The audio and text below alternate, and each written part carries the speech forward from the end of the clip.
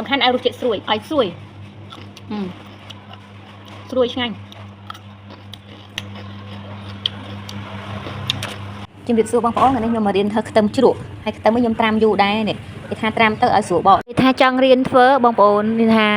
ឃើញវីដេអូគេធ្វើពណ៌ខៀវបានធ្វើជ្រក់ខ្ទឹមបានពណ៌ខៀវប៉ុន្តែគាត់ថាចេះខែក្តៅគឺអាចធ្វើចេញពណ៌ខៀវទេហើយខ្ញុំអត់សំខាន់ពណ៌ខៀវខ្ញុំចង់ដឹងថាជាមួយខ្ញុំធ្វើលើកទី1តើជ្រក់ខ្ទឹមដែលខ្ញុំធ្វើហ្នឹងគឺបានស្រួយឆ្ងាញ់អត់ហើយមានអីបងប្អូនហើយលើកទី1គឺថាស្រួយឆ្ងាញ់ហើយខ្ទឹមរបស់ខ្ញុំធ្វើចំនួនកន្លះគីឡូហើយខ្ញុំត្រាំទឹកប្រហូចតែថាមុនថាត្រាំនៅកន្លះម៉ោងដល់ពេលវល់រវល់ចូល2ម៉ោងអីបានយកមកបកមានអីពេលដែលយើងត្រាំហើយយកមកបកហ្នឹងទៅស្រួលបកតាហើយអាណាធំធំគឺខ្ញុំពុះជា2បងប្អូនខ្ញុំពុះជា2ហើយខ្ញុំប្រឡាក់អំបិលបងប្អូនអត់តាន់មានពេលយើងប្រឡាក់អំបិលយើងទុកមកស្ទុះក៏បានដែរទុកមកស្ទុះចាំយើងលាងទឹកចេញយើងច្រោះវាឲ្យស្ងួតមកហើយយើងរៀបចំដាក់កន្លកែវយើងដាក់កន្លកែវមកចាំយើងរៀបចំដាំហើយការធ្វើជ្រក់របស់ខ្ញុំហ្នឹងគឺខ្ញុំយកទឹកជ្រក់ដែលខ្ញុំនៅសល់ហ្នឹងបងប្អូនទឹកជ្រក់ឯនៅសល់ឲ្យថារៀងស្ទើរជូរខ្ញុំក៏បានដាក់ជាទឹកខ្មេះបន្តិចមកខ្ញុំចង់សាកមើលថាមើលរសជាតិតើមិនដែរហើយសម្រាប់ការលាងទឹកខ្ញុំលាង4-5ទឹកដែរបងប្អូនយើងលាងឲ្យដាក់ច្រោះឲ្យស្ងួតមកចាំយើងដាំទឹកពុះឲ្យយើងដាក់ក្នុងហ្នឹងតែម្ដងនិយាយរួមធ្វើដូចជ្រក់សក់ស្រូវចាំមើលតើស្រួយឆ្ងាញ់ដូចជ្រក់សក់ស្រូវច្រោះវារៀងស្ងួតឥឡូវខ្ញុំរៀបចំដាក់កែវហើយខ្ញុំឆ្នៃទឹកជ្រក់នេះបងប្អូនពេលថាខ្ញុំឆ្នៃទឹកជ្រក់មកយើងថែមគ្រឿងតិចតួចទេមើលខ្ញុំភ្លក់មួយសិនគ្រឿងខ្ញុំថែមទឹកខ្មេះថែមស្ករតែខ្ញុំមកដាក់ទឹកខ្មេះច្រើនទេបងប្អូនខ្ញុំដាក់មកល្មមបន្ទាប់ពីខ្ញុំមកដាក់ទឹកខ្មេះហើយនឹងដាក់ស្ករតិចហើយខ្ញុំក៏ដាំទឹកពុះហើយដល់ពេលពុះហើយខ្ញុំក៏បិទភ្លើងបន្ទាប់ពីនឹងមកគឺខ្ញុំដួសដាក់ក្នុងកន្លតែម្ដង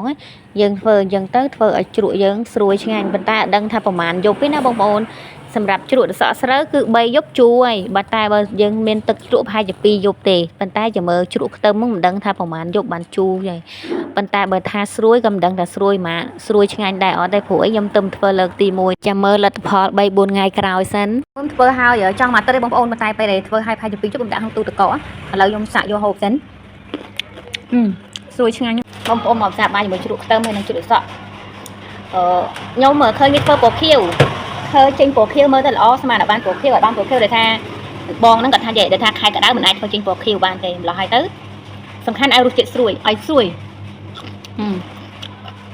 ស្រួយឆ្ងាញ់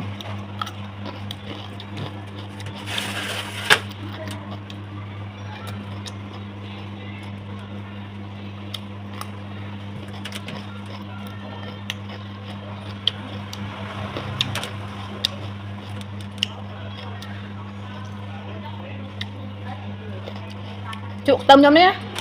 ចង់ជួយយើងជួយសក់ហ្នឹង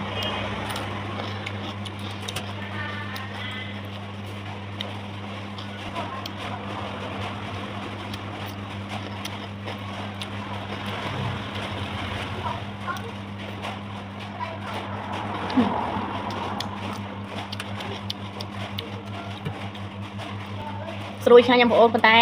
ធម្មតាខ្ទឹមយើងហូបទៅធំក្លិនមាត់យើងហូបយូរច្រើនណាធំក្លិនមាត់ខ្ញុំអត់ទៅចូលចិត្តហ្មងទេគាត់ថាបើយូរហូបមួយបានហើយបងប្អូនអាចសាកធ្វើបានងាយទេបងប្អូនទៅធ្វើលើកទី1តែបានជ្រក់ខ្ទឹមស្រួយឆ្ងាញ់ខ្ញុំធ្វើជ្រក់ខ្ទឹមកូនតែថាម៉ាក់ឯងធ្វើជ្រក់ឆ្ញៃម្ដងតាមថ្ងៃមានឱកាសធ្វើជ្រក់ញ៉ៃឲ្យកូនកញ្ញាម្ដងអញ្ចឹងវីដេអូនៃការធ្វើជ្រក់ខ្ទឹមឲ្យស្រួយឆ្ងាញ់របស់ខ្ញុំមានប៉ុណ្្នឹងទេអរគុណបងប្អូនជូនពរបងប្អូនមានសុខភាពល្អសំណាងល្អគ្រប់គ្នាជំរាបលាបាយបាយ